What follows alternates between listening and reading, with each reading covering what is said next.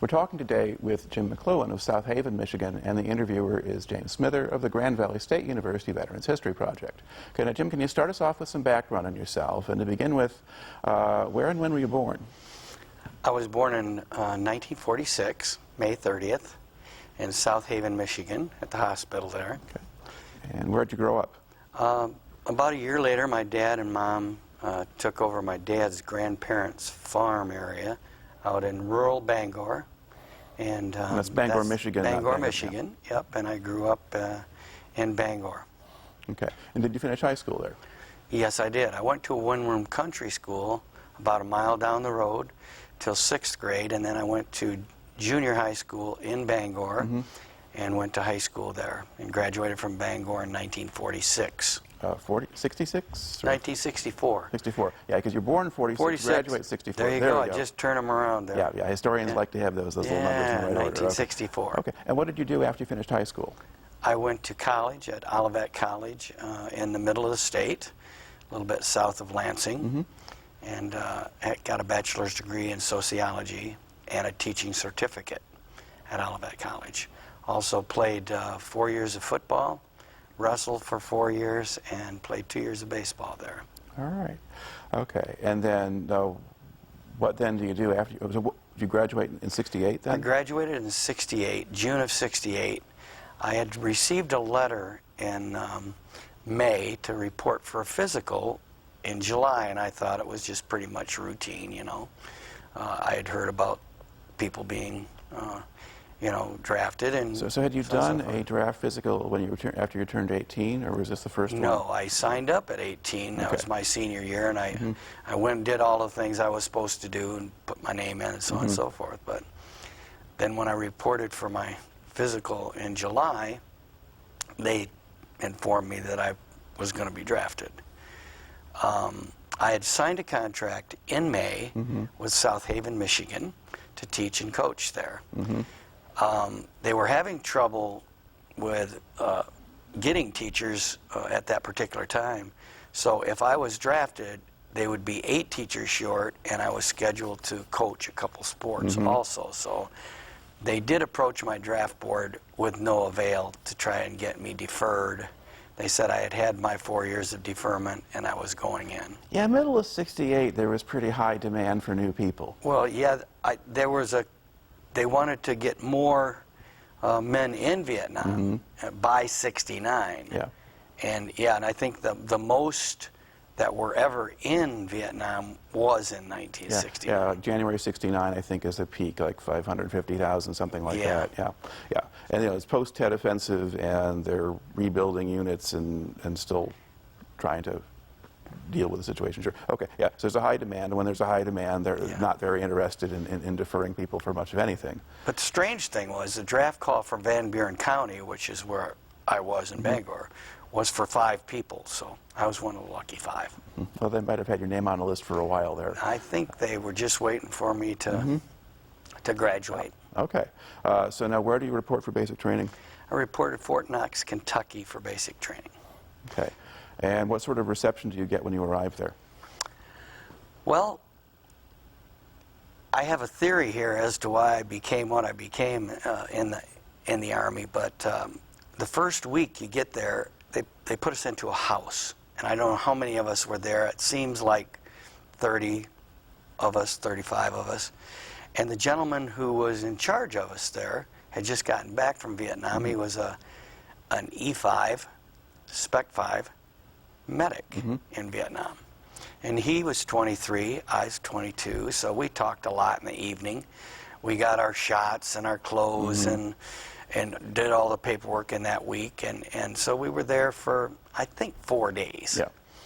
And I think he went up to headquarters because I had told him some of the classes I'd taken, kinesiology, anatomy, advanced first aid, strapping for, I was preparing to be a coach. And so I had some of those courses, and I think he went up to headquarters and said, you need to send this man to Fort Sam Houston, Texas, because he's not going to learn as much as he really needs to learn to be a medic in Vietnam, but he's got a little head start. That's my theory, because I was the only one from Fort Sam Houston, Texas, in my company, my graduating basic training, to go to Fort Sam Houston, Texas. All right. So at this point, you're going in. What they're not doing is they're not asking you what MOS you prefer or anything else. No. And because I was a draftee, most medics were enlistees. They were RA. I was US, and they were RA. And so that seemed kind of strange too, because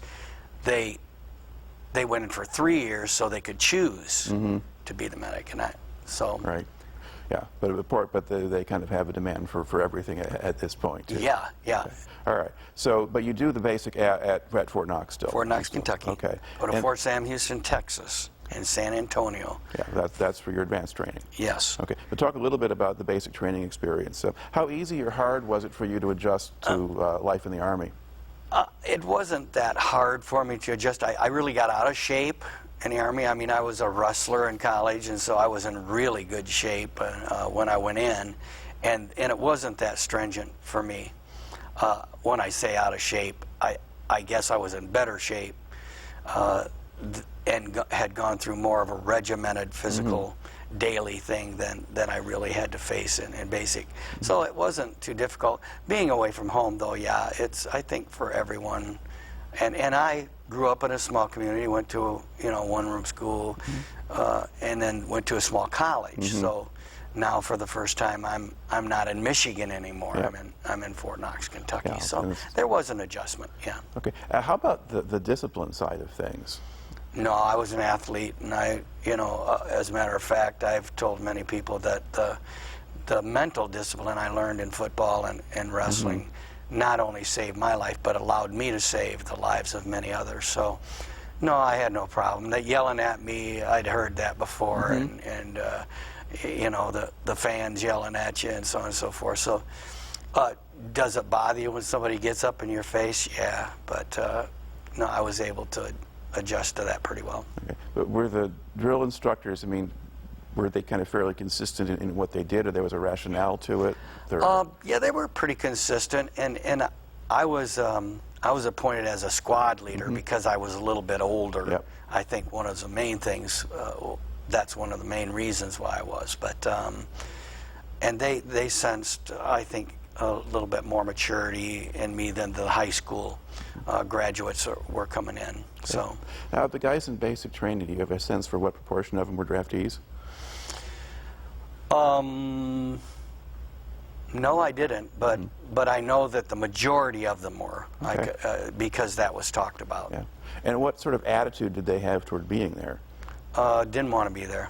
But most of the young kids didn't want to be there. They, of course, they're just getting ready to start their life. I'd at least had 4 years of college and got to mingle with some folks from elsewhere, but yeah, they were not too happy about being there. Okay.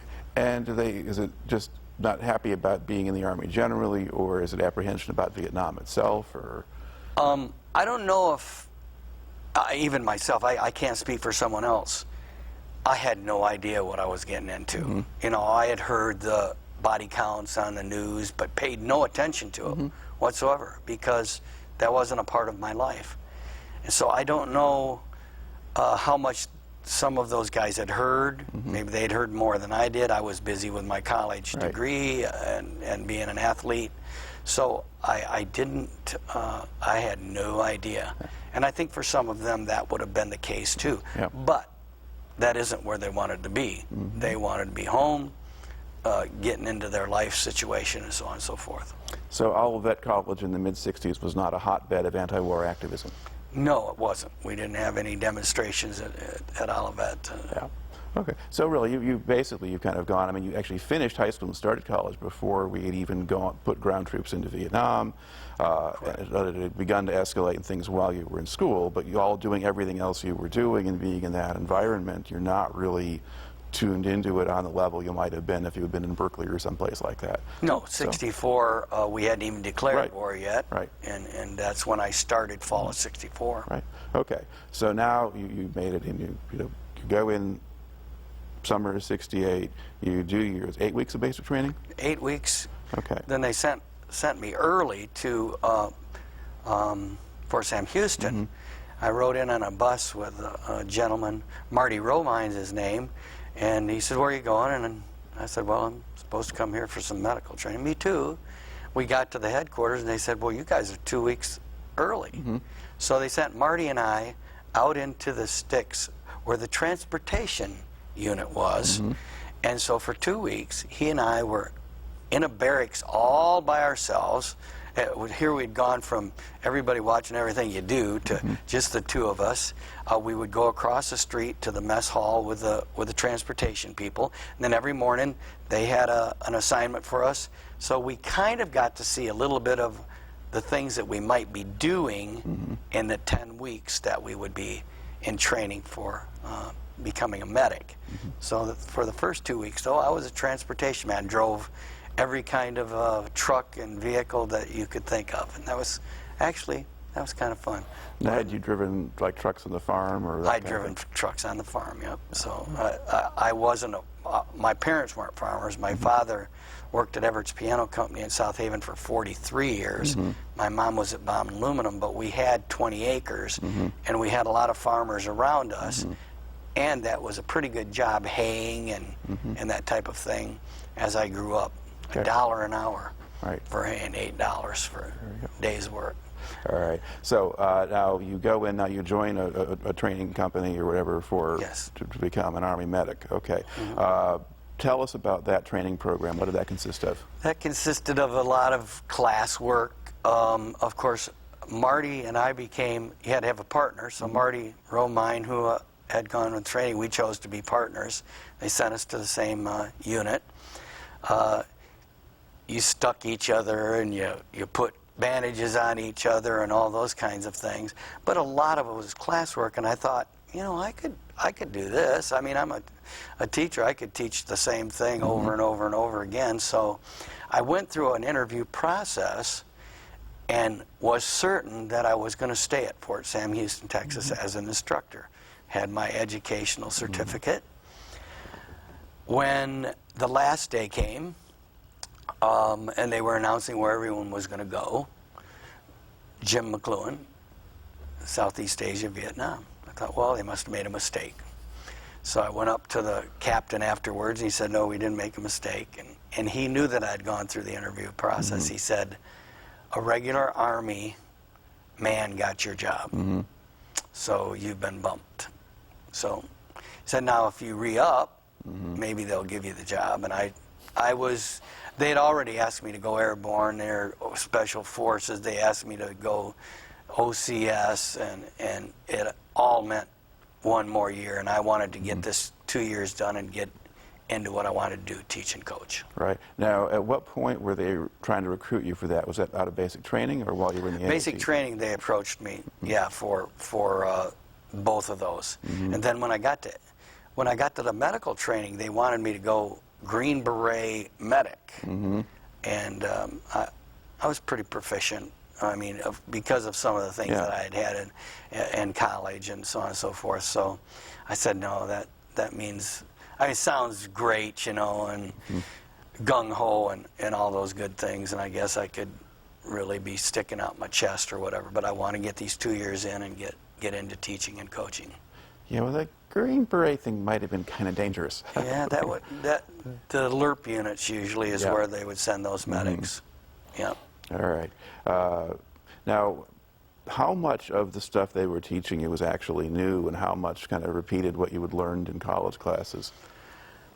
Well, I hadn't given any shots, and I hadn't drawn blood in college classes. I'd seen some pretty bad injuries in athletics, so, you know, as far as strapping or putting on a splint, we learned how to put on a tourniquet, which I learned later on to be real valuable to me, and we hadn't had to do any of that kind of stuff, you know, but pretty much, you know, the CPR and all that kind of stuff is pretty much something that I had already covered. Right. So, but they also had to prepare you in case you were going to be in a hospital situation too. So there was the hospital things that they taught you, and how to do the sheets and the whole thing, you know, if you're in a hospital. Yeah. So what kind of balance was there between sort of the combat medic training specifically and the more general hospital kind of thing? I guess you'd call it blue collar, white collar, so to speak, because if you're in the hospital, you're really not. Right. But within the training program itself, what's the balance? I mean, how much of it is combat as opposed to more non? of the combat. Okay. More of the combat, because that's what they were needing at that time. Right. They were going to need more medics in Vietnam. Okay. Now, how long does the medic training last? 10 weeks. Okay, that's 10 weeks. 10 Does weeks. that include your first 2 weeks with the transportation? No, unit, that or didn't does include that. Okay. So I was there, and I also was there. I went there in November, so we had 2 weeks off at Christmas Right. time, and then went back to finish. Okay, so when do you actually finish? I got out of there in February and had 2 weeks. Went back home. I was married at the time. Had gotten married that spring. Worked with the wrestling team because they're getting ready to go to the state final tournaments, and then went to Oakland, California. Flew me out there. I was there, and you could see where people were going. This group's going here, and that group's leaving now. So that group over there is going next, and so you pretty much could tell. And in a day or two, I'm going to be shipped out. One thing I didn't notice going in to the big building that we went into, until I came out, was that the gates were locked. And as I thought back on that, I didn't pay too much attention to that, but when I thought back on that later on in my life, I thought, those are locked to keep you in. And not to keep anybody out, but those were locked to keep some people in. That wasn't my mode of thought. Right. I mean, I was just going to go through with the procedure here. Now, when you were doing the medical training, was there anybody in there who had conscientious objector status? We did have a conscientious objector in our unit. I didn't pay too much attention to, no one announced that they were conscientious objectors, so I'm sure there were some there. I saw a couple that said they were conscientious objectors until they got to Vietnam, and then they ordered a weapon. Maybe they really were, and they really did believe in not killing, but when it got to the point where you may have to defend yourself. Yeah, or your patients. Or your patients, 'Cause I had yeah. one medic I interviewed said that was basically his decision. He realized that he was transporting men, off of the base and things like that. And so he figured probably better have something. Well, where I was in the field, I carried an M16, and I don't know if you know this, but Vietnam was the first time that the medics did carry a weapon and become a grunt along with the 11 Bravos. But most of the time, if there was something I had to do as far as extract a patient under dire conditions, I gave my weapon up because I was going to need both hands for either carrying them back in and or getting them put back together. But I will tell you, we had one conscientious objector who really stuck to his beliefs, and he was probably one of the best soldiers and medics I ever saw. Okay. All right. So go back into your story here. You're in Oakland. About how long do you hang around there before you fly out? We were there a few days, and then I learned that I was going to go to Alaska, then down to Cameron Bay, and then over to Vietnam. My brother, who was in the Air Force, and I hadn't seen him in over a year, and he had a small child at the time, was in Alaska. So now you don't have cell phones, so now I'm calling back to my mom and dad trying to get his number. Well, he doesn't really have a phone, but the people downstairs do. So I get his phone number, and I said, can you give him a call ahead of time and let him know I'm going to be stopping there? Well, we stopped in Alaska, and we were there for 20 minutes. So by the time I called him, he was pulling up as my plane was taking back off and taking off out of there. So I go to Alaska, down to Cameron Bay, and they put us in the belly of this huge, I don't even know what the name of it is, but it's a big old plane. Military transport? Yeah, so military C-130 or something? And I was so uncomfortable, and I was sleeping on my, and we took our whole big sack with us with our, field jacket in it and everything. We get to Vietnam, we get off the plane in Cameron Bay, and they make us put our jackets in this big bin. I'm thinking, why didn't they tell me to, leave that home if I'm not? later on I saw that jacket on some Arvins. I mean, when it got a little bit cooler during the monsoons.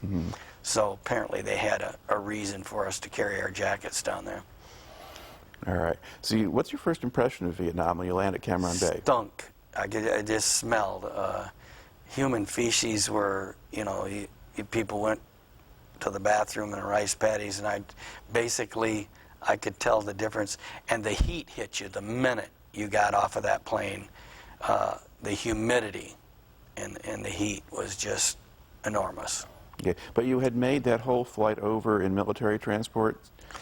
Or I was in a plane all the way to Cam Ranh Bay, and then we went into the military transport in Cam Ranh Bay. Okay. So or not Cam Ranh Bay, excuse me, in Guam. Okay. So you landed, so Alaska and then Guam. And Guam and then Cam Ranh Bay, So yes. from Guam to Cam Ranh Bay, was that now in the transport? Yeah, that was in the big transport. Yeah. Because most people coming over would be in these chartered commercial flights, and they would land in Vietnam, and then you go into something else. Yeah, but not I've seen always. it. Not always. I saw them where they were putting lays on them, like in Hawaii and so on and so forth. No, there was nobody. Didn't get that. Okay. When they sent you to Vietnam, were you assigned to a unit yet, or were you just coming in as a I replacement? went into a 2-day orientation where they gave us an orientation because at that particular time they didn't know where we were going to be sent, and the booby traps and the different snakes and the whole thing.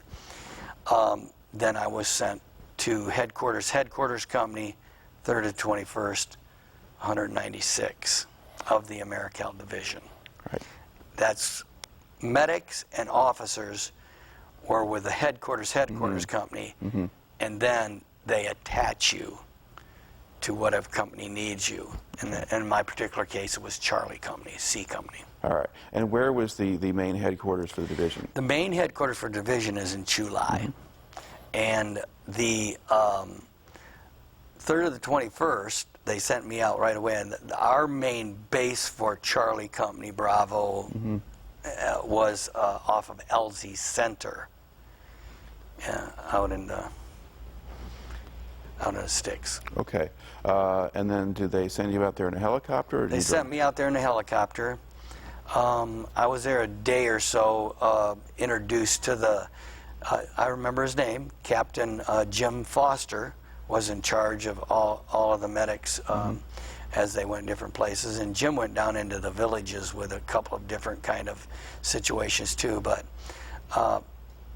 as a matter of fact, you look a little bit like Jim Foster. And I've been trying to find him. And there are some Dr. James Fosters all over the place, but I have not found him yet. Very, very intelligent, compassionate man. Then he, whether he did it or they told him to send me, he said, "You're going to Charlie Company." And that's where I ended up a couple days later out in the field with Charlie Company. All right. Now, when you were, so basically Foster was based in Chu Lai or with the main headquarters and worked out from there? Well, he was based on LZ Center. He was on LZ Center? Yeah, he was on LZ Center. All right. So basically, and so that's where your battalion was headquartered? And that's then, where our battalion headquarters were. Okay, and then the companies are out in the field in different places. Right, in different places we assign. Yeah, you might even be combat assaulted away from your area, which we can cover later on probably. And so then do they fly you out or do you walk out to join your company? But that's a good question. Or do they come flew me into with the a base? helicopter because I had got my pack all together, and actually Captain Foster helped me get my medical pack together and said, now, you know, some of these things you're going to, according to what you're going into, make sure you get a little extra of this or a little extra of that. So he was really informative and had been there long enough to know what to tell me. So he wasn't new, and I think the way that he approached people was outstanding. Right. Okay. So you landed there. Now, was the man you were replacing still there, or? The man that I replaced came up onto Chu Lai, and then later on, I actually have found him too.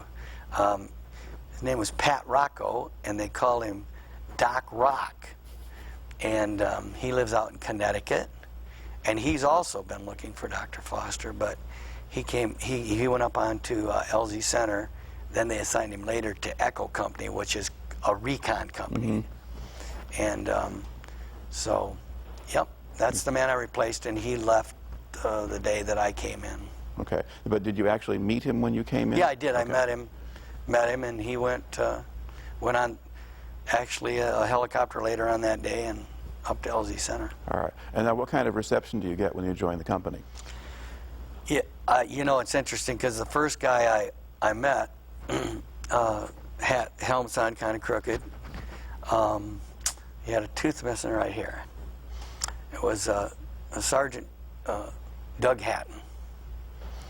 And he talked real slow. And I can remember thinking, wait a minute, I'm going to be in a dangerous situation, and this is one of the guys that I'm going to be with, you know. After we talked for a few days, I grew to like him a lot. He had a high school education. I had a college degree. I was a kindergartner and fighting a war, and he had a master's degree. And it reaffirmed what I was taught, that everybody has something that can help everybody else out. And I realized that this man, not only because he was a machine gunner, but because of his knowledge and his gut level sixth sense of being in a war, was going to save me.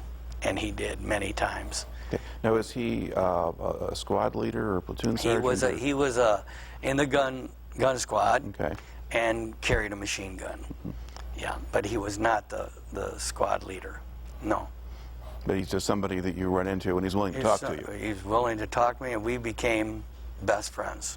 All right. While I was there. Now, describe the setting. What were you just in a clearing someplace where you landed? We were in a heavy, I should say, tree area, but it wasn't the jungle. It's forested, when I first but when not I first triple landed. canopy or anything. No, not triple canopy. Later on, I would be in those situations, but when I first got there, and we weren't under contact.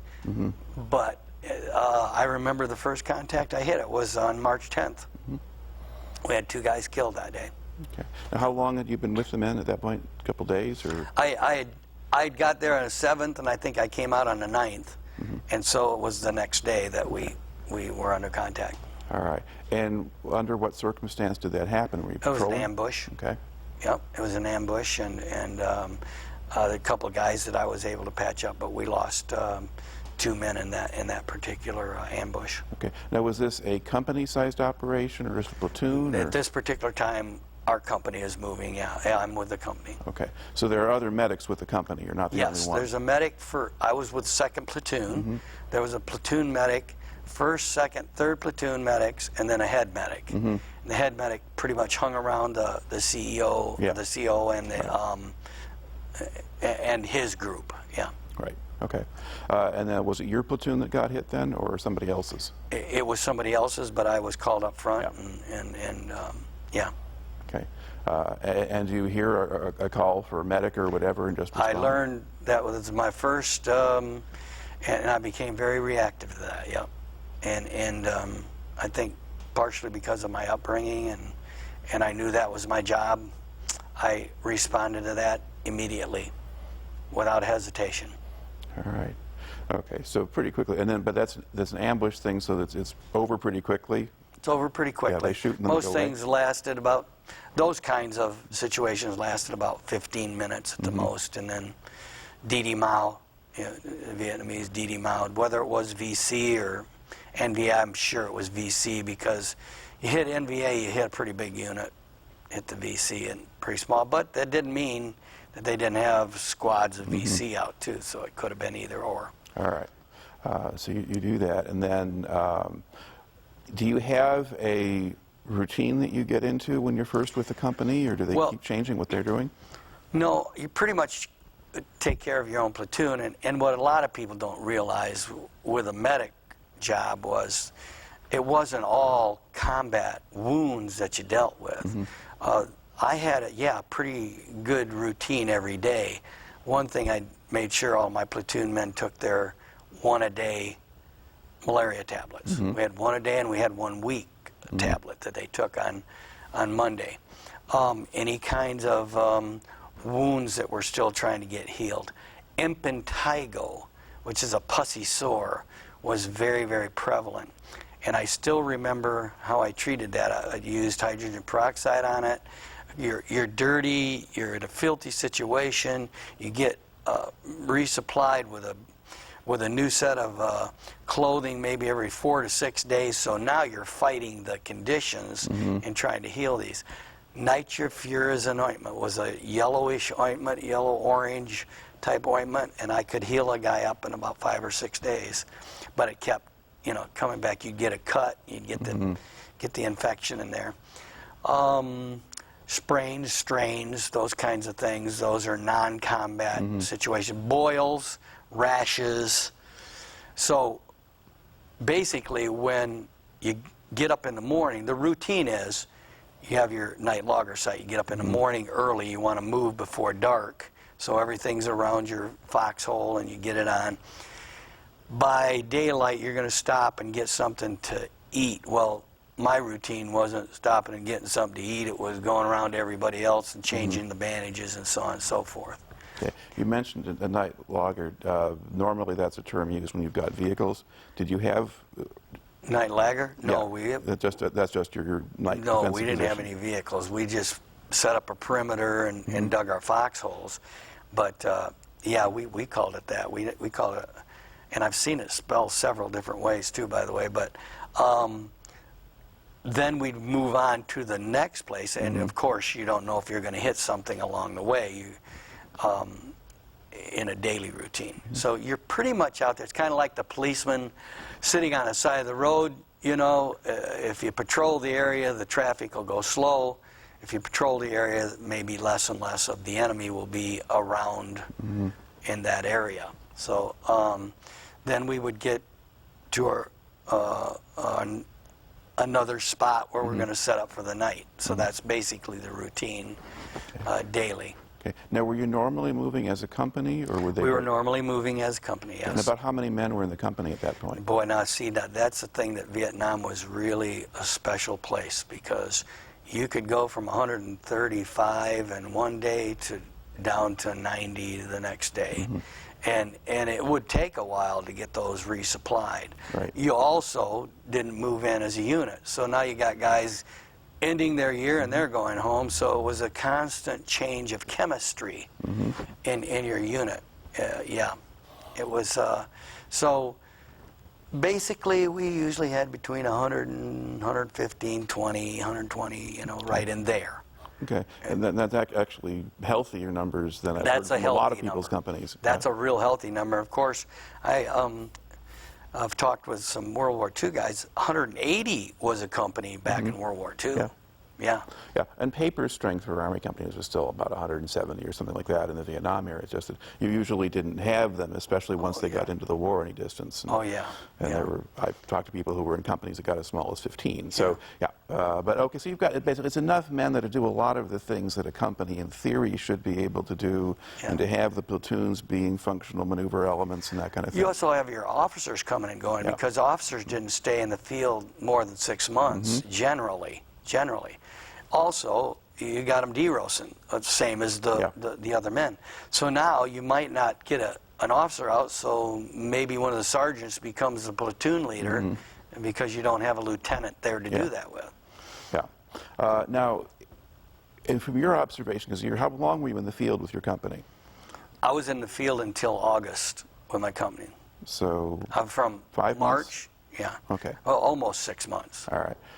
And I guess over the course of that time, sort of how much turnover was there within the unit? Oh, lots of turnover. And we had one major battle in May that we went in with 90 and came out with 32. Not all those were killed, of course.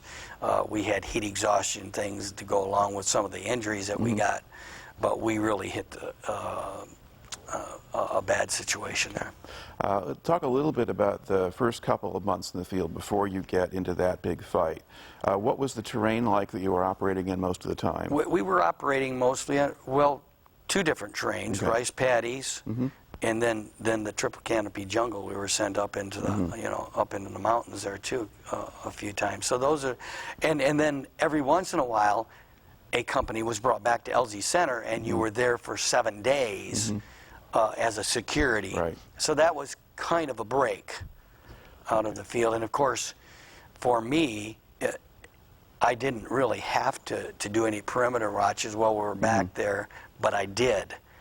And I also had a bunk for me in the medical bunker where Captain Foster was. So every time the company came back, the medics pretty much congregated into the bunker there and chit-chatted. Okay. Now, did you have much civilian population in the area where you were operating? You know, it was real sparse, and I thought many times that this really wouldn't be a really good democratic country.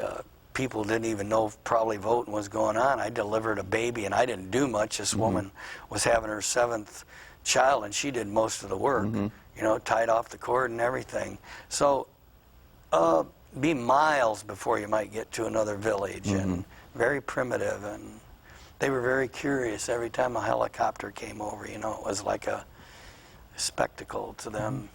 Now, did you have a sense that they were friendly or hostile or supporting the VC? Or in the beginning, I thought they were friendly, and being a medic, and I would, if I would see something that they needed, I would immediately give that some attention. The children, I saved the chocolate that we got in our little sea rations was real bitter. The kids loved it, so I'd save my chocolate and give it to the kids as we would go through a hooch area. But as I got later on, I could sense they were between a rock and a hard place. They were being hit by the communists, they were being hit by the Americans, and they just tried to be friendly to us, and I'm sure they were forced to be friendly to the NBA. Okay. Now, when you're patrolling like the rice paddy areas, and those are areas where there's some level of settlement or population, were there problems with booby traps and things like that? Oh, yes. Many of the situations that I dealt with were really bad injuries from, we call them OEDs, other explosive devices. They're now calling them IEDs, improvised explosive devices.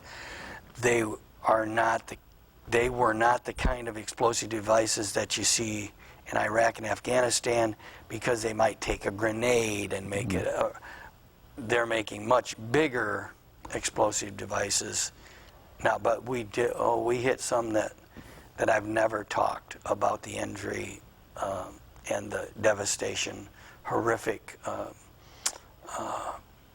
things that happened to the human body. So, and it was my job to go to that. And therefore, I have those memories. The grunt, they called for a medic, and if it was a booby trap, I guarantee you, 99.9% of them aren't going to go over there. But that's where I have to go. And so I have that memory harbored in my thoughts. So is it sort of they wouldn't go to the booby trap because they didn't want to see? They didn't want to see it. Yeah. They didn't want to see it. It wasn't that there was going to be somebody else shooting at you there. No, and maybe on the other hand, they might think there might be a booby trap nearby too. And I thought of that too, but there wasn't much I could do. That was my job. I had to go to this to the soldier. Right. Now, when you're in the rice paddy areas, would they normally walk on the dikes, or? Generally, that's how you got across, and then there would be a wooded area maybe in the distance, and that's real dangerous because you're sitting out there like a bump. It's interesting though, because I'll share just one situation. We were with this ARVN unit. We're halfway across this rice paddy, and all of a sudden they sit down and start eating. And the captain goes up there and he says, "What are you doing?" He says, "What time GI got?" He looks, he says, 1,200 hours. He said, same, lunchtime. So, you know, these guys had been fighting with the French and whatever for years and years and years. And Captain says, "Well, it might be lunchtime, but we're getting across here before you guys are going to eat, so let's get going." So it was interesting. Different concept, because they had been in it. It was more of an everyday thing for them. What impression did you have of the ARVNs? I mean, you're getting to observe them a little bit. Most of the time, they hid behind us. I mean, they weren't good fighters, you know. And I'm not. I hate to say that because I don't want to stereotype. I'm sure there were good ARVN units out there, but the ones that we hooked up with, when the fighting took place, they weren't out front. Maybe a couple, 2 or 3 of them, but most of them were not fighters. And you know, there were American soldiers too, and I can't tell you in my unit that didn't want to shoot. Might not have even fired a weapon at all the whole time they were there. Yeah. Well, that shows up even in studies of World War II, Korea, things like that. Yeah. There's certain people, a lot of the real shooting or the actual killing with the infantry weapons Yeah. is done by a small number of people often. Right. But okay. But the ARVN units generally, I mean, unless they had a lot of specialized trainings, the Rangers, Marines, Airborne, they tended to be pretty good. Most of the regular units, not so much. Right, the ARVN units? Yeah. Yeah, the ones that we hooked up with were not that good of fighters. So, and we didn't hook up with them a lot. Okay. So, All right. Now, before you got into the heavy action in May, was most of it just the occasional booby trap or small ambush? yeah, most of it was just an ambush or a booby trap of that nature. Yep. Maybe some just accidental things, type of things. Yeah. And those first couple of months, I mean, did you kind of have a feel for how dangerous it was? Or? Oh, yeah. Yeah, and I stayed real close to Sergeant Hatton. And another gentleman by the name of Joe Mittendorf, who was also a machine gunner. Those two guys seemed pretty hardcore, and as far as they weren't the gung-ho type of people where, you know, this is the only war we got type of thing, but they were very conscientious about what to do when you hit the stuff. Yeah. So you just kind of watch them and do what they do? Or? I'd ask them questions, Yeah. and many times they'd say, you better carry a couple more grenades with you this time, or maybe you better put another bandolier of ammo on, or hey Doc, take a few extra pressure bandages. We might need it here, I think. Okay. Now, did you have the same platoon leader in the first couple of months, or? Yeah, his name was Lieutenant Randy Clark, and he was not. He was a draftee, and that was another situation. You didn't have a lot of leaders, officers, and again, I don't want to take anything away from them because they were asked to come in just like I was, and they chose to go OCS. But if you really wanted to be safe, you'd go to the Sergeant Hattons and the Sergeant Mittendorfs as opposed to the lieutenant. And I think that in Lieutenant Clark's situation, he learned to do that too, to depend on those types of men. Because the sensible new officers usually did. Yes, the sensible new officers do, especially if they want to get home. All right. So you have, and then you also you were spending some time in the jungle early on too. Yes. And how was that different in terms of an experience being on patrol or whatever? Well, it was very, very physical going through the triple canopy jungle because you had to cut your way through there. And it was hot, it was humid. Leeches all of a sudden became, that's another thing that you dealt with, leeches and spiders. I had a hum in my ear for several days, and I heard that if you put a light up there, you know, if something's in there, it'll come out. Finally, I put some hydrogen peroxide in there, tipped my ear back, and a little spider had gotten it. We were in the jungle, up in the jungle area at the time, so I'm sure I got it from. I never saw snakes. That's one thing I did not see, but and I never saw. I guess there were tigers in the jungle too, but I never saw that either. But leeches, oh my goodness, yeah, I was constantly trying to heal up a spot where a guy didn't get a leech off in time or didn't know how to take it off. Put a little drop of Cutter's repellent on there, and they'll drop off. Little light up. Salt would do it. They would let go, but if you tried to pull it off, the head would get in there. Stay in there, and yeah. That sort of thing. Okay. Now, and then so then when you're back on the base in security, you get that week back on there and so forth. Now, that's sort of just a chance to just kind of restock and recover a little bit? Restock and recover, and that's one of the few times where they'll give you 5 gallons of water. my dad had actually, when we moved into our house when I was 1, we didn't have electricity or running water. And so this was kind of something that I had experienced as a kid. Big barrels, you take your 5 gallons, you get 5 gallons and you dump it in there, and I'm guaranteeing it's going to be empty because the last guy that used it took all of his water. But then you get down below and you had a little thing, and I, of course, knew how to do it. Just get wet, now lather up, and then you can stand underneath it and rinse yourself down. So you got a shower, even though it was cold. Or you got to get a new set of clothes at that particular time. Stock up your sea rations for the next time around. We got warm meals there while we were on LZ. They actually have a cook so we got some warm meals at that particular time too. And you got to lay in a cot instead of on the ground every night. So that's a nice change. All right. Now, so you're going to get through the first couple of months, and you're kind of learning the ropes in the system, and you're pretty well oriented and so forth. Then you get into May, and your unit gets into a larger scale fight. Can you kind of talk about what happened then? We were on LZ Center on our 4th day of a 7-day watch. And early in the morning of May 12th, the north end was hit by a sapper squad, which was a group of VC that had come out. These were NVA, actually. A lot of times they were VC. This was actually NVA.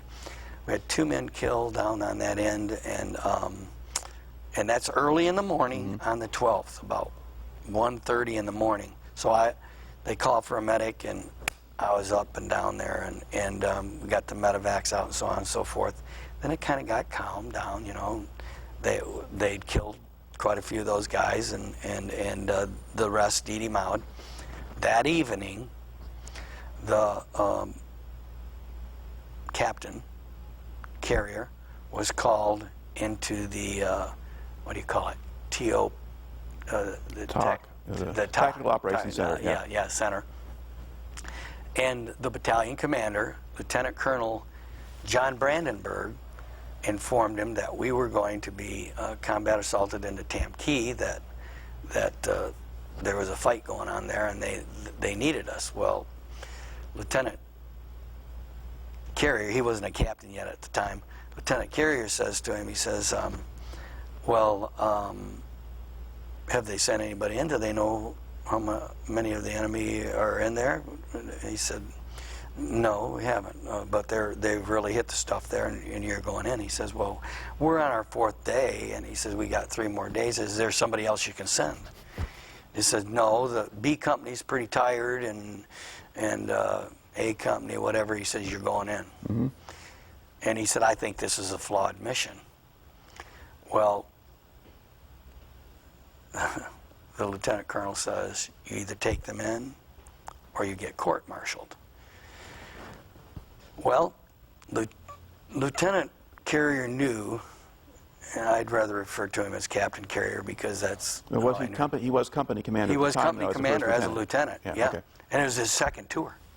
He turned 21 the day before he got his captain's bar, so you know this guy was in, probably went in early 17. Yeah. And he knew that they were going to send us in or send somebody else to take us in, so instead of getting court-martialed and having us go in without him, he said, well, okay, I'll take him in, and he did. So he lines up the helicopters, and the next morning, May the 13th, at 10:10 in the morning, the helicopters come in, and they're flying in 3s of V-shape and picking up people in different spots on top of the hill. And we figured it out. He ordered 13 helicopters, and there were 89 of us, nearly 90, but 89 of us that went in that morning.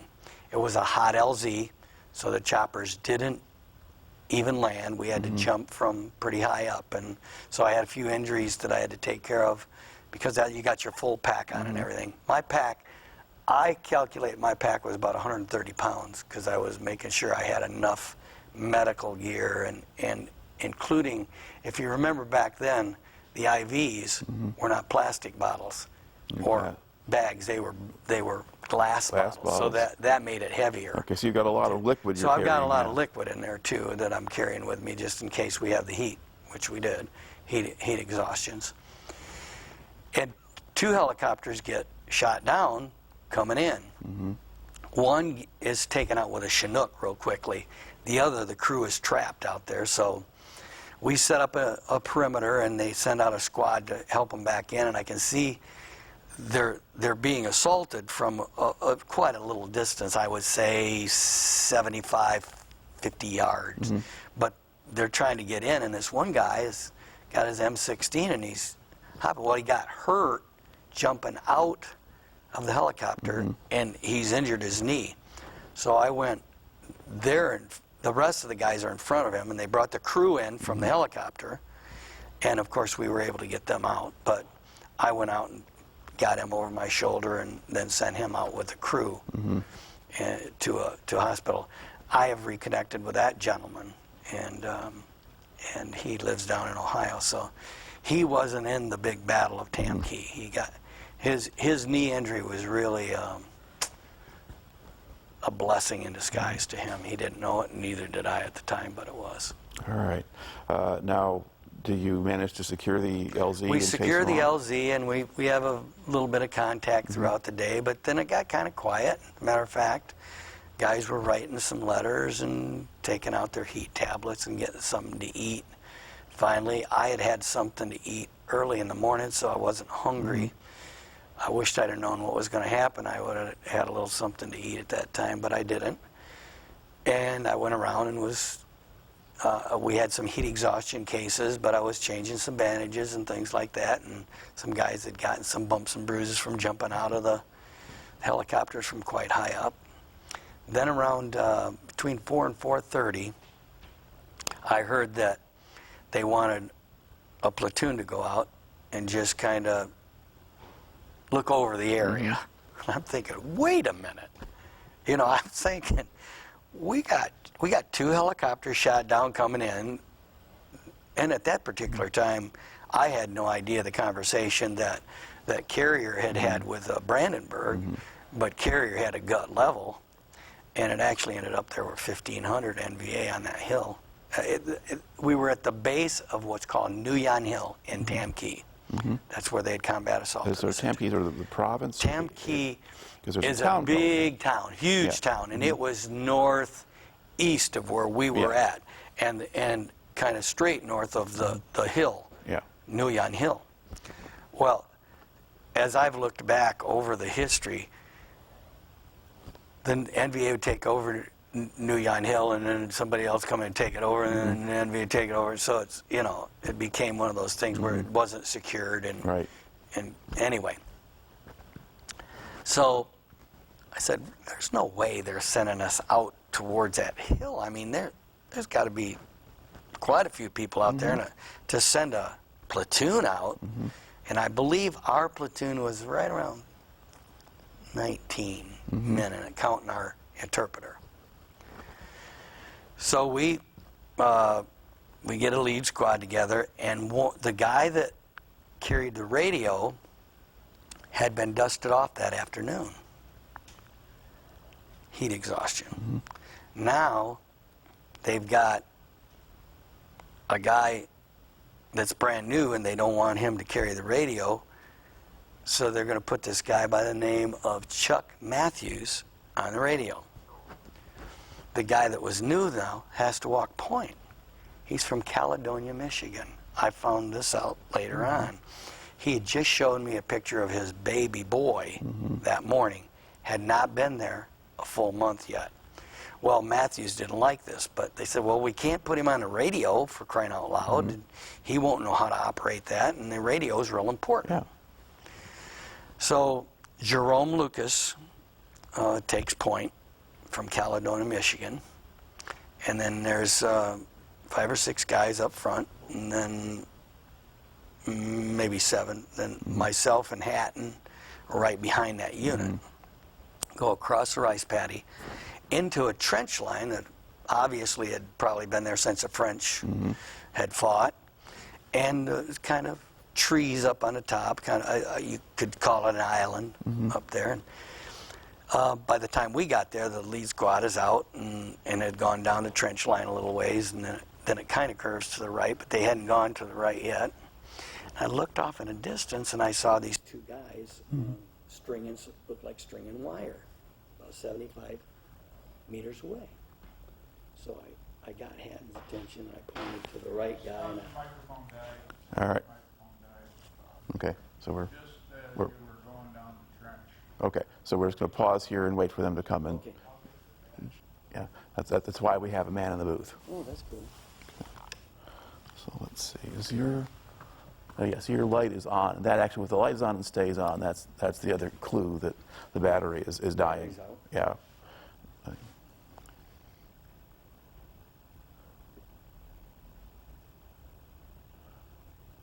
That's good. I need a rest from going down that trench line anyway. Yeah.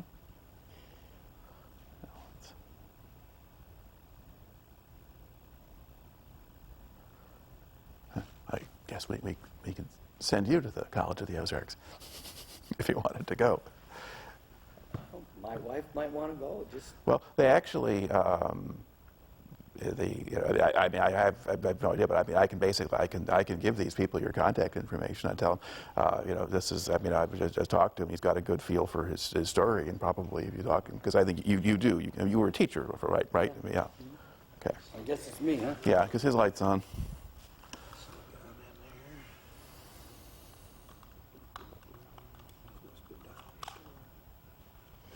There we go. Not a problem, man. Okay, we're still Nobody's rolling, shooting right? at us.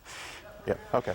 All right. So you were talking. You had gotten your. We'd gotten into the trench line, and I saw, and I pointed to the guy on the right, who was probably 20 feet from the other guy, and I pointed at Hatton to shoot him, and I was going to shoot at this guy. He opened up fire first. I waited, and then I immediately squeezed my trigger, and right after that, all hell broke out up front. They had made the right turn, gone down the trench line, and I'm going to say it's about twice the length of a helicopter at this particular point where we were at. And Lucas was killed immediately. I mean, two of them, I think, were pretty well hit. This guy that took the radio, he gets up and he runs back towards a unit, takes a hit in the leg, goes down. I watched him take the radio off, and then I'm thinking, I hope he don't get killed by our own men going back towards the company. By this time, we're probably between 100 to 200 meters out from the rest of the company. Right. All of a sudden, I hear call for a medic, and I look up on top of the island out of the trench, and there's two guys laying next to each other. One is an African American from New York. The other is one of the guys that was of the gunner unit. His name was Folger, and the African American guy from New York was Larry Aiken. So I go out and I get up on this thing, and I can see the assault coming at me from about 25, 30 meters away. But I'm low, and by this time an airstrike has come in. And we don't have any smoke. We had used all of our smoke to bring in the medevacs during the day to get the heat exhaustion and the crews out and so on and so forth. So now we're just hoping that they can see the line coming at us and kind of calculate where we're at. Well, RPG round hits near me, and I can feel it, penetrating my head back here and my body, but I'm at this time I'm worried about what the condition is of these two gentlemen. They seem to be fine, but kind of in shock. They don't have any weapons with them anymore, so I kind of drag them back across. I say I went about maybe 10 meters and got them into the trench line. I had given my weapon before I went up there to Sergeant Hatton, who was covering me. As I get back in the trench line, I look, and Sergeant Hatton's gone. I look at these two guys, and they're fine. It's kind of a quick evaluation, they're fine, and I look up over the top, and about 5 meters away are 2 NVA with AK-47s, and I got nothing. I said, men, let's go. So I got up and ran, and I'm going down through the trench line, retreating, and it's slowing me down. So even though it's a little more dangerous, I get up out of the trench line and start swerving because I know a moving target's harder to hit. And this athlete here probably ran the best 30-yard dash he's ever ran in his life. I'm just assuming that the other 2 are right behind me. Well, Folger gets killed and Aiken goes the wrong direction, gets captured. About that time, Hatton has gone back, and he and Mittendorf have set up their M60 machine guns, and I can feel, you can hear the difference between an M60 and a 50 or 51 cal, you know, which the enemy, and I'm hearing that coming from that direction. I'm hearing them. About that time, the guy who was the second man in line in this single file going across with the 2nd platoon, he was right behind Jerome Lucas. Right. I hear him call for me. He's a guy from Hawaii, Simpsonita was his name, and he's probably about, I got to head back towards the assault, but if I don't, you know, I might not get out. So I get him, throw him up on my shoulder. Now I can get a little bit behind the machine gunners. I pack him in there, and to make a long story short, I go back out about 4 or 5 times. And then we retreat back. Airstrike has done its job. I'm not really even feeling my wounds at this time. The last guy that I brought in was a sucking chest wound. And so I immediately take care of that, put the plastic on, pressure bandage on, make sure it's good and tight, set him up so it drains in the right direction. Then I go to attend to the guy that had ran back, did make it back, gunshot wound to the thigh, entrance back, exit front. Find out later I'm reconnected with him. It didn't break any bones or sever any major arteries in the leg. But at that particular time, I'm figuring I've got a compound fracture or something. So I tried to immobilize it the best I could. So what you've been doing basically is once you kind of got back initially, there are other men from the company, or just your platoon or the rest of the company?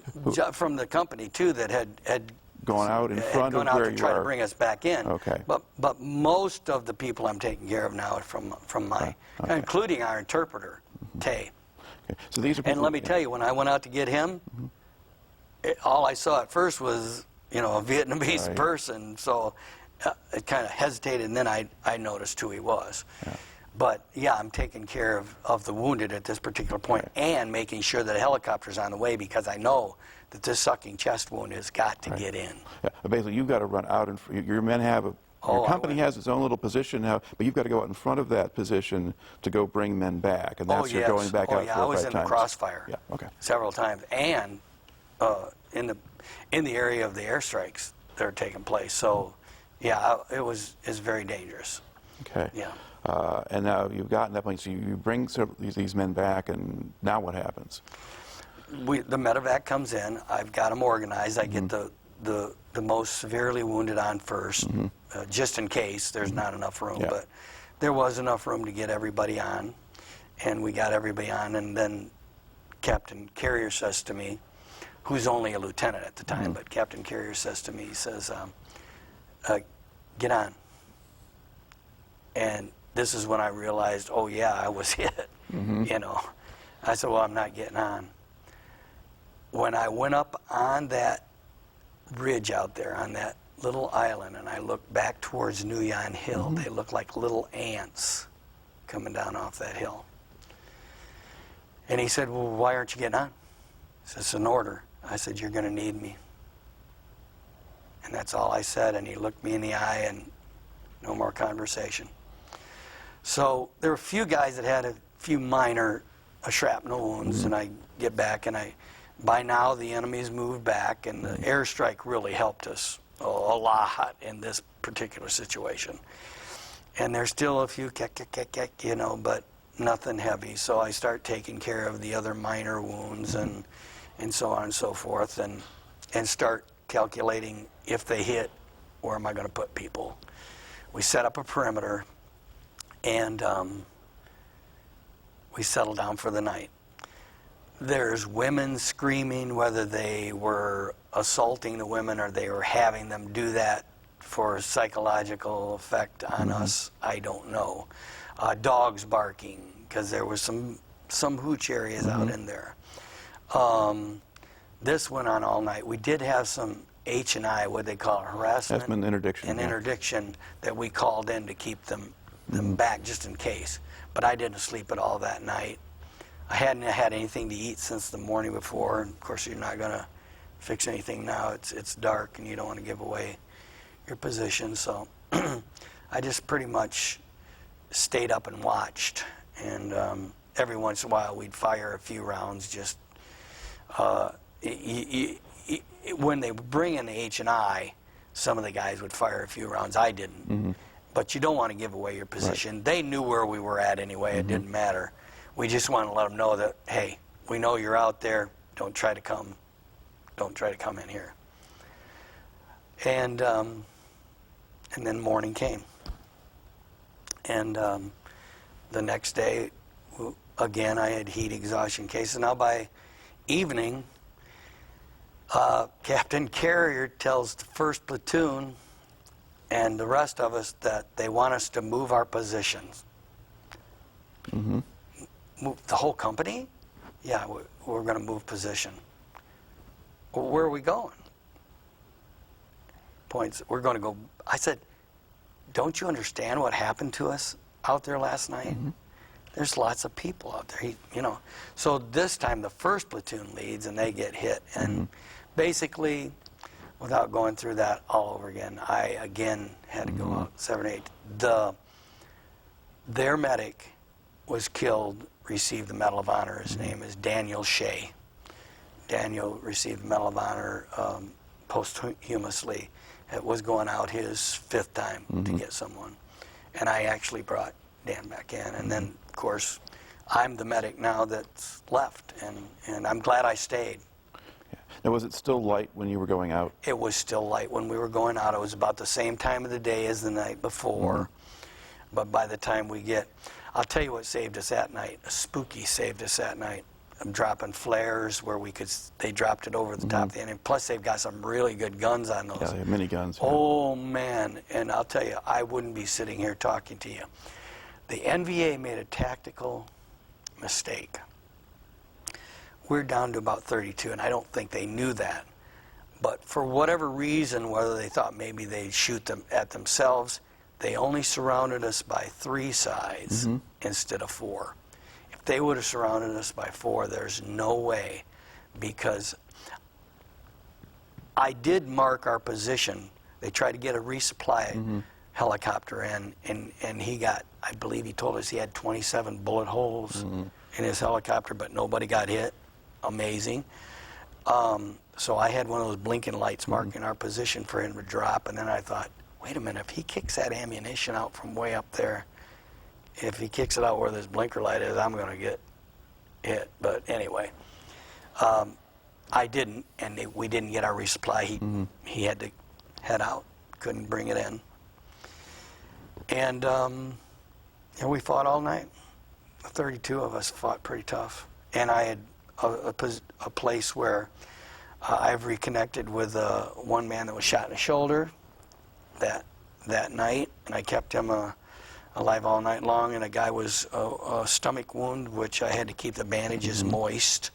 I used my own water for that, and I was down to about a canteen of water, and by morning I was down to less than a half a canteen of water.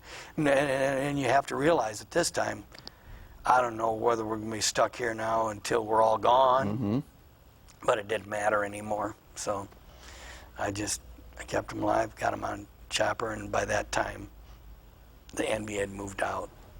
And So other than some patrols. the Spooky, which is, now that's is that a propeller-driven older plane of some kind? Yeah, and it has these flares that last about 5 minutes. Right.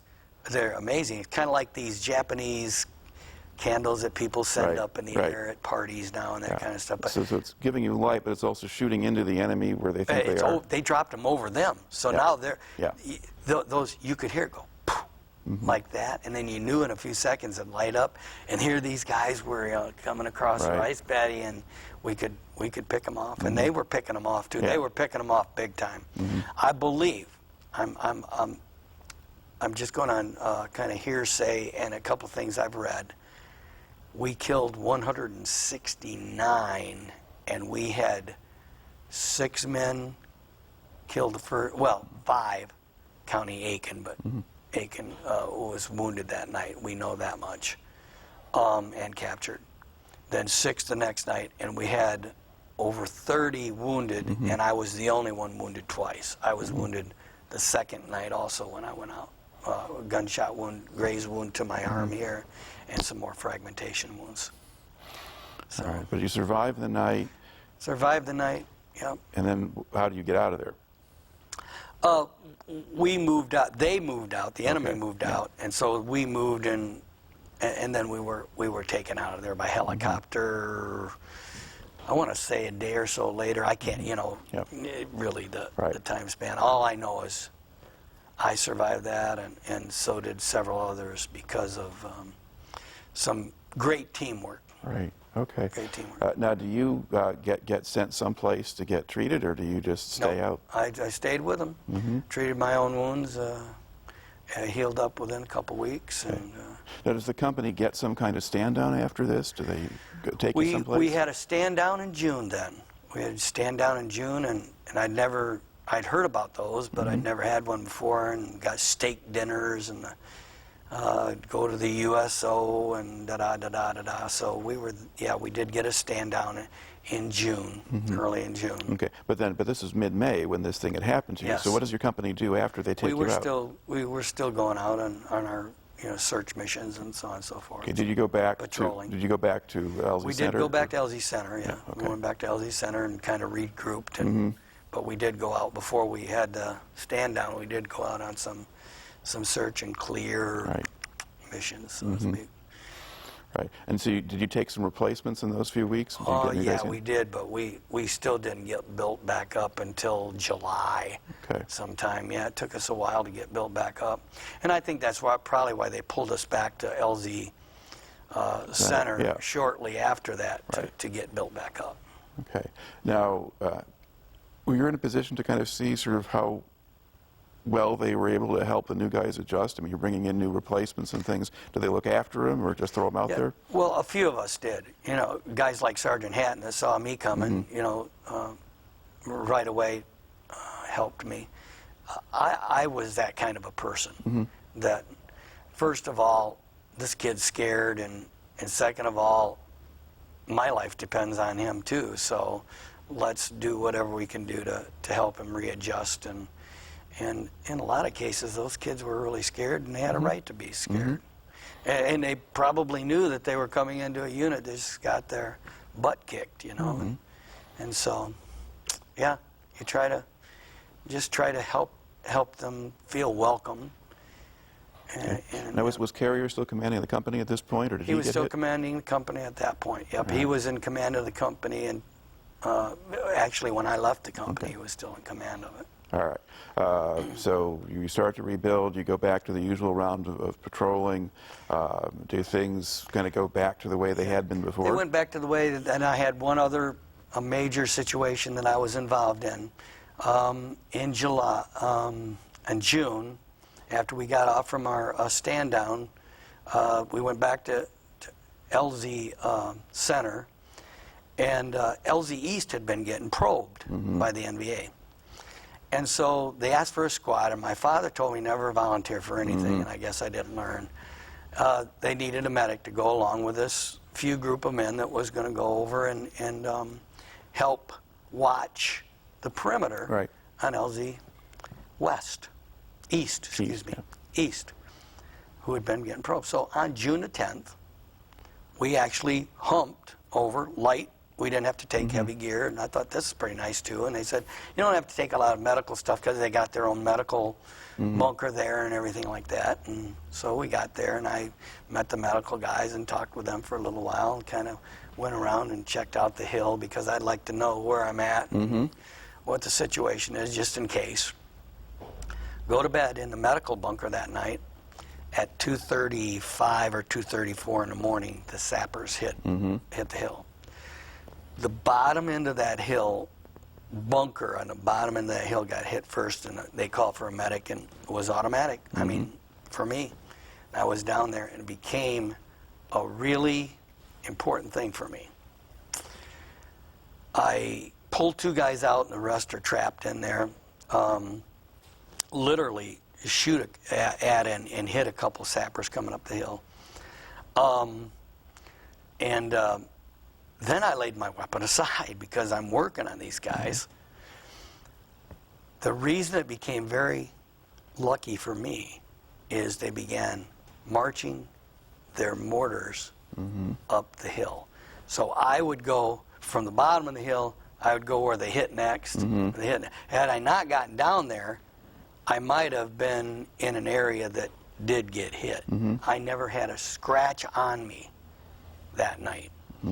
But we lost 17 men, and I mean just horrific, because they were some were getting direct hits on their bunkers with rocket-propelled grenades, mortars. Some of the men were burned terrifically bad. Some bodies were unrecognizable, dismembered. I was the only one the next morning then that would work with the American soldiers, and I got them all ready, and we evacuated them out. But Were there ARVN soldiers there too? no, and the company, and the reason that they needed us over there, and they had, A company had some men there, we had some men there, is that the recon unit that was usually there had gone down in the valley to check things out because they had been getting probed. They literally, I've talked with a guy, I emailed with a guy that was in the Echo Company. He said it looked like the 4th of July on top of that hill. I mean, he said, and actually that's the only time I could really see was when another explosion would take place, and then I would see this guy was down over there, and I'd get over to him over there. But that lasted, I'm just going to estimate it lasted about 30 minutes or maybe a little bit more, and then it was all over. You know, those that were killed were those NVA that were killed. Sappers were laying killed, and I did work on a couple of NVA soldiers too. That was you see, that was a tough emotional thing for me. I might be shooting a guy one minute and fixing him the next. So you're saving lives and you're taking lives, and as a medic, that was kind of confusing. But let me tell you, it wasn't confusing when you had to save your own life. It's hard to take another person's life, but. You said you were the only medic working on the American casualties. Where were the other medics? The other medics on the hill. Yeah. The medical bunker got hit. Oh. So sappers got all the way in, and so they were blowing up bunkers on the base. So they are overrunning the base. Yeah. If you want to look it up, there's a site, an LZ East site, and it'll show you the site, the hill before and the hill after. You won't believe it. I have no idea how any of us, got out of there alive, but I know how I did, because I went down to the base when that first got hit, and then they marched it up the hill. Right. There's a couple sections of the hill that were still standing, and it looks weird. It just looks weird, like, whoa, they missed that spot, it's weird. Yeah. All right. Now, was this a place, was there artillery on this hill or mortars? Oh, yeah. Okay. Yeah, and I've looked up, the virtual wall. Yeah. I've looked up on the virtual wall, and you can go to days, and many, about 5 or 6 of those people were the mess hall crew. The mess hall got hit, and they were in that bunker, and some pretty high-ranked men got killed in that. So yeah, there's all kinds of people on that hill. The guy that that has produced this site, this LZ East site, in honor of the men that were killed. He was on LZ East that night, and he said that one of his artillery batteries got hit really bad down at the base, and that was the one that I went to first, the one that got hit first. So, and he and I have talked on the phone too, by the way. All right. So it's one of the things, when they break in, they do as much damage as they can, and as the Americans begin to react and respond, they go away. And they make as much, they call them, I think they call them Chi-Com kind of grenades that they throw down. They're not as dangerous, but I mean, they can do damage. But that's more to cause confusion than anything else, and it did. I mean, the explosive, just the sounds of all of that did make it confusing. And there again, I'll go back to what I said before, the mental discipline that I learned from football and wrestling. I was scared. Anybody who says they weren't scared is either stupid or lying. I was scared, but I could stay composed in that situation, and did stay composed. All right. And now, now what do you do in the morning? In the morning, I'm putting everybody in bags, and actually, I've talked with a pilot that brought out a colonel that stood up there and watched, you know, what was taking place on the hill. Then I'm helicoptered out and back to LZ Center, and get back with my unit again. Okay.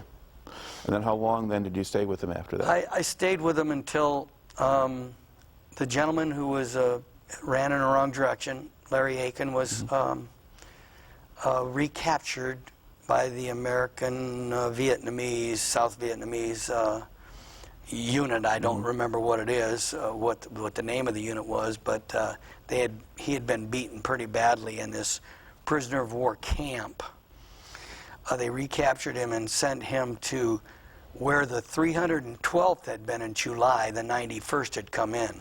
That's the evac hospital. Yeah. Evac hospital in July, and I don't know if you know this or not, but the only woman KIA was in the 312th in June of '69.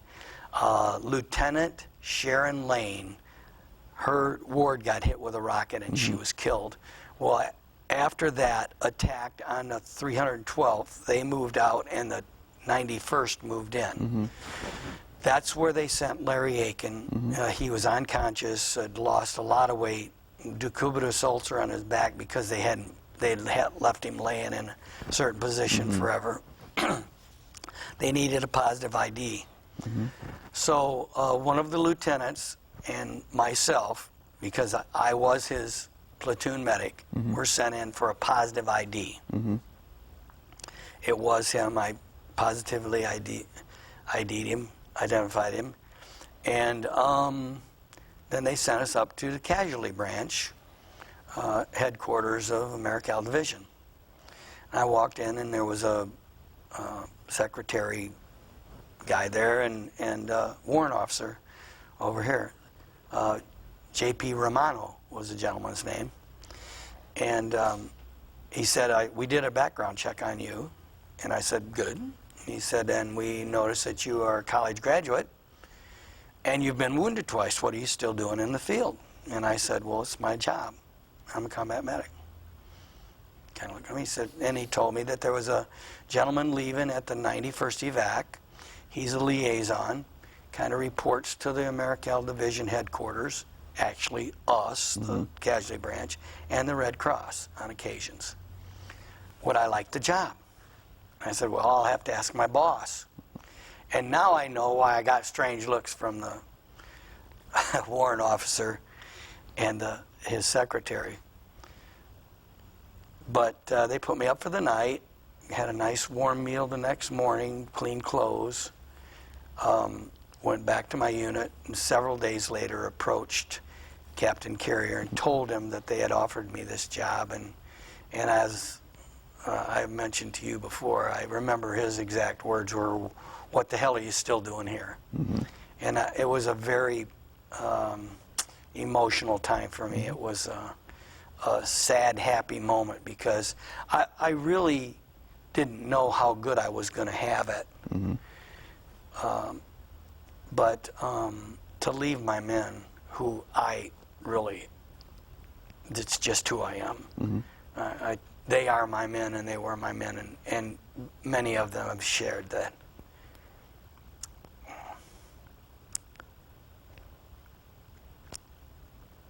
That they didn't like to see me go. Right.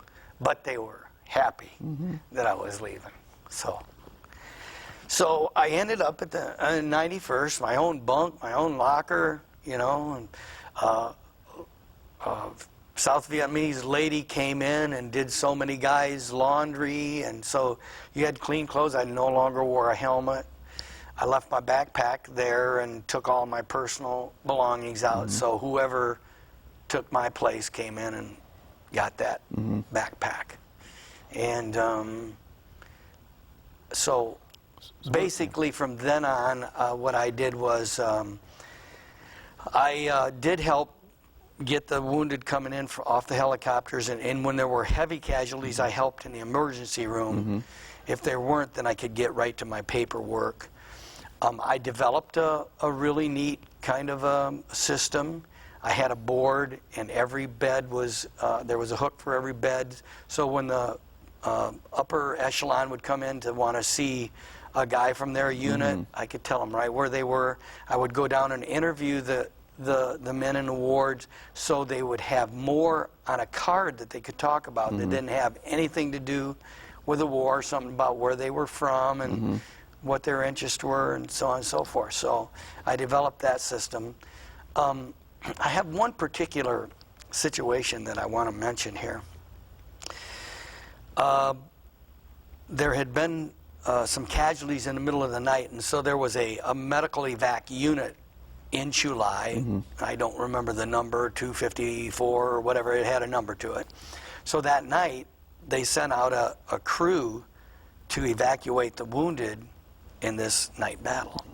They had, I don't know if you're aware of it, but on the front of the medevacs, they had one light, too, that they could, so when they went out at night, they could shine it. They didn't like to shine it and give their position away too much. But anyway, whether they didn't use the light or they got misoriented, they ran into the side of a hill.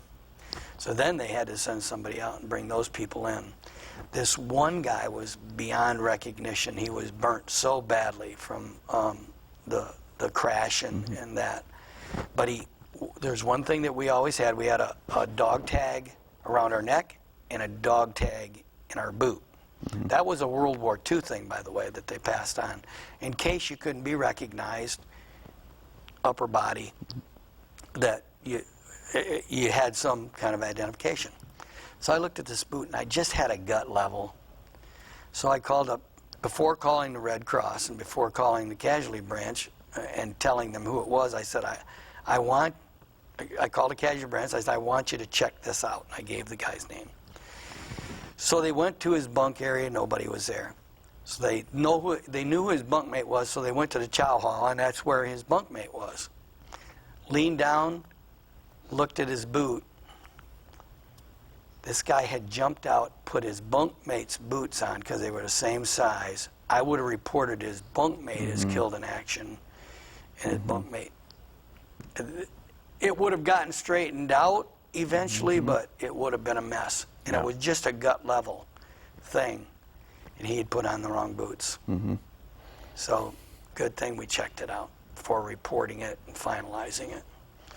But yeah, that's basically what I did for the rest of my stay there, and came back home in March. It's like another 6 months plus or whatever.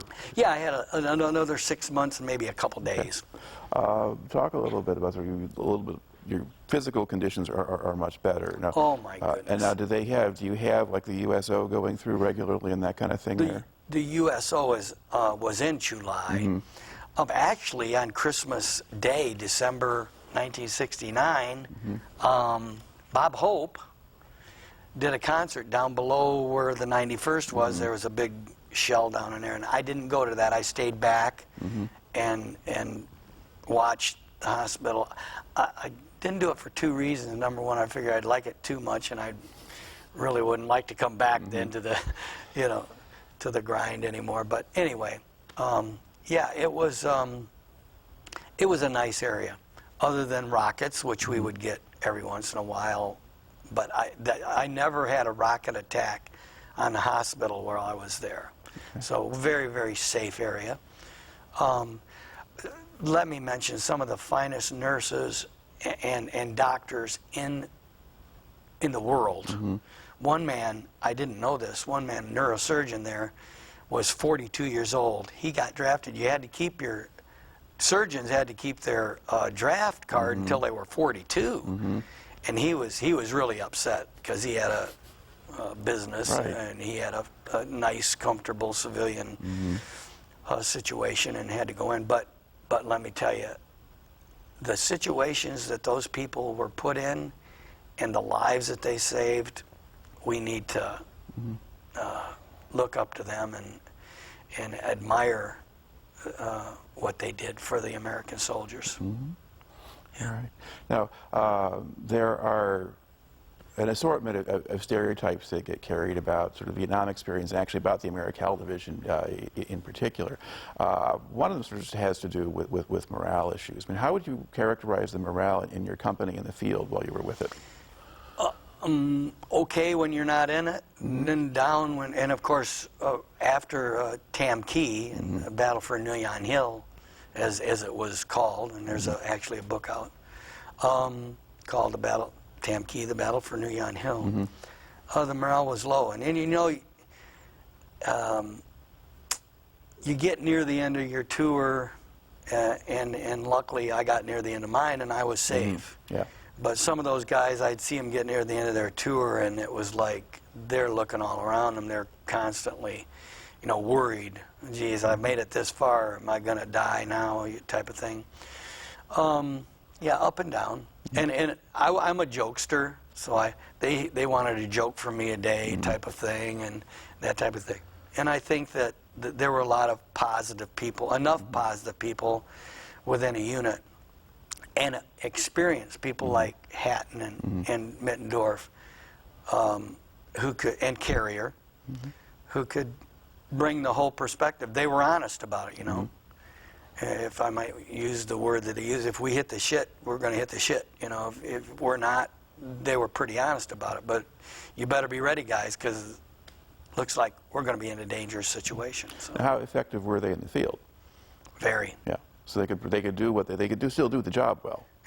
I wouldn't be sitting here if it was for Carrier either. Right. If Carrier would have got court-martialed, Jim McCloughan wouldn't be having an interview right now because he's the one that called in the air attack where my platoon got hit out there.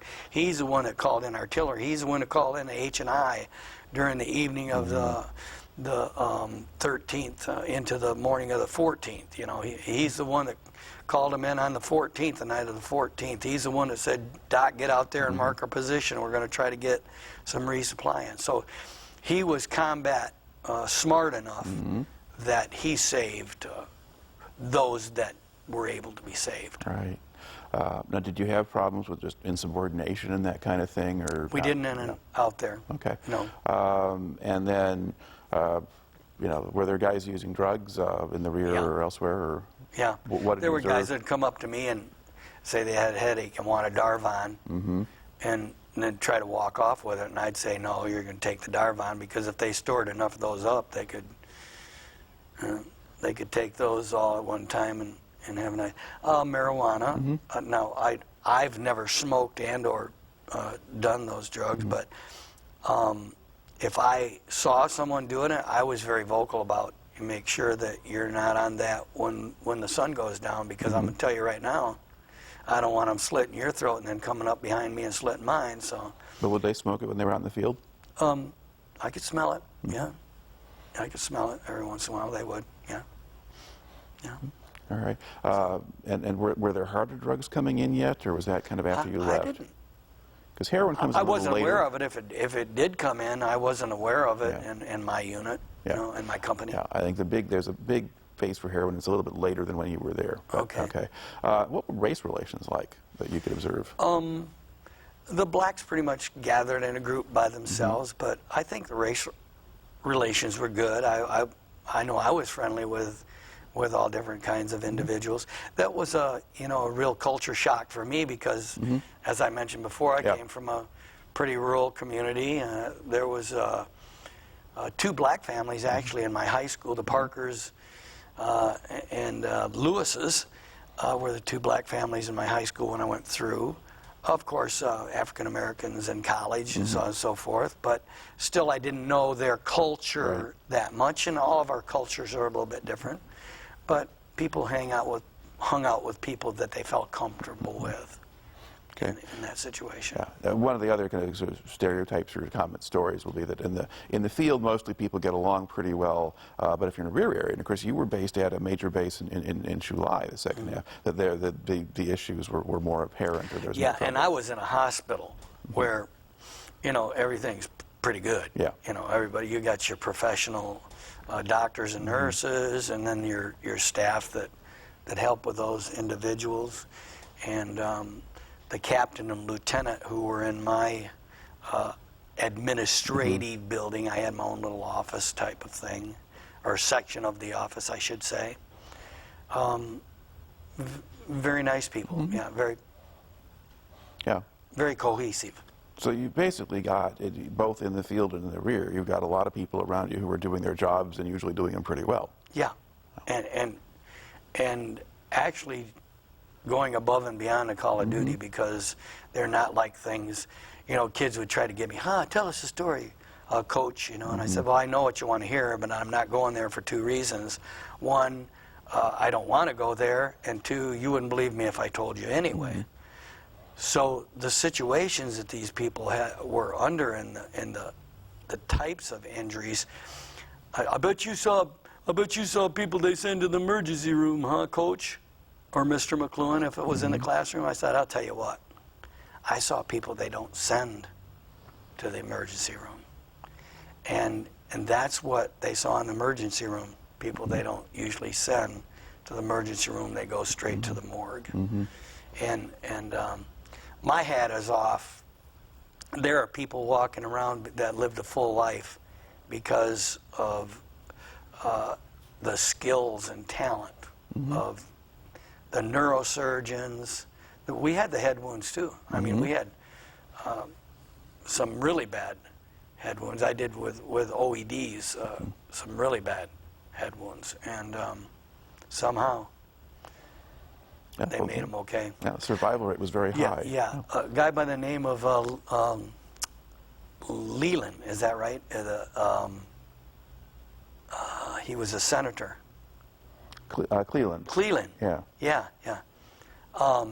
He was a triple amputee, and he credits the 4 medics that just happened to be in the area for saving his life, along with the medic on the helicopter, and of course the surgeons. Right.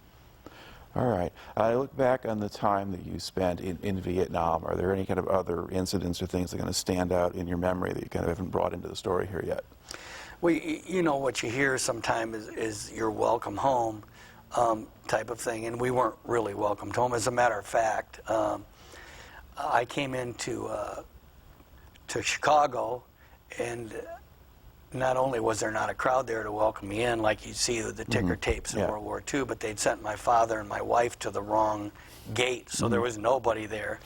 We did see each other. Once they realized they were in the wrong place, we ran to each other and hugged. And one of the things I learned in that trench line in Tam Ky, as a kid growing up, we didn't say I love you to your brothers or your dad or people like that. It just wasn't said. It wasn't a thing that was culturally said. And I promised in that trench line that if God would help me get out of that hellhole, that I wanted to tell my dad face to face that I loved him and hug him. And that became a common goodbye and hello with my parents, and I passed it on to my children. And we say it to each other. That it's okay to say, that you love a person. So I think that's a good lesson that I learned. I wasn't hassled, but I wasn't welcomed home. I went to close out an account when I was during the summer that I was drafted. my first wife, I call her the mother of my children, we're divorced, and she was going through her medical training in Kalamazoo, to be a nurse, actually. And so I lived there in Kalamazoo, and I was going to commute, if they didn't draft me, I was going to commute to South Haven because she had to finish up. And so when I came back, I had this account in Kalamazoo, and I wanted to close it out. So I go into this bank, and I'm standing in line and everything, and finally I get up there in this, I'll never forget this, and I didn't think much about it then, but then when I heard about the way that people were treated coming home and that, or the way people looked at them as a Vietnam soldier, she said, "Oh, you have a beautiful tan." She says, "Where did you get that?" I said, "Vietnam." "Oh, could I help you?" And I mean, she didn't say welcome home. She didn't say thanks for serving. She didn't want to even confront that issue. At that particular time, I went on with my business and went away a little puzzled. But then as I got into hearing some of the stories, there were people that were against you because you... Or afraid of you. I don't know if they were afraid of me as much as oh, you served in a war where they killed kids and you know, civilians, and hey, I was just trying to survive. Right. Okay. You know. Now, did you have your job waiting for you in South Haven when you got back? They did rehire me. Yep. And an extra coaching position actually, which wasn't open then, and I actually was a head coaching position that I had then for 38 years. I coached football, wrestling, and baseball, 38 years. Actually, wrestling I coached 22 years, and then I've been officiating for the last 21 years. And I coached 35 summers with the American Legion baseball program. So I got into it. I was a workaholic, and for two reasons I know now. The first reason I always knew, and that was that I wanted to do this. I loved it. I couldn't wait to get back and do this. I did have some offers medically if I wanted to go into that field coming out, but no, I wanted to teach and coach. I loved it. And the other was that as long as I stayed busy, I didn't think about what I'd seen. And since I've retired, a lot of that has come back into my mind and my memories of some of the things I've seen.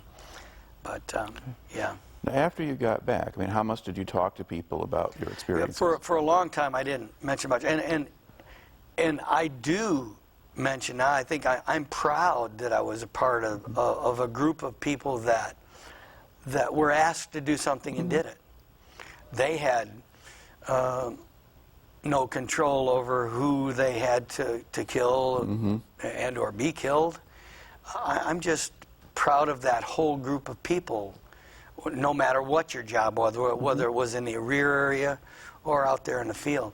But my highest respect is for those guys that face day after day after day the possibility of losing their life and then forcing them to take somebody else's life. That's somebody's dad or brother or son or uncle and they were fighting for their country just like you were fighting for yours. But that's a different game. Right. Well, it makes for a pretty remarkable story, so I'd just like to thank you for coming in and sharing it today. Well, I thank you for your program, and I thank you for actually the possibility that these guys have of, some of them I know they haven't walked through that. And I think it's very important that they realize, yes, that happened in my life, and I need to know that it did. All right. Yeah. Thank you so much for your program and for this conversation that we've had.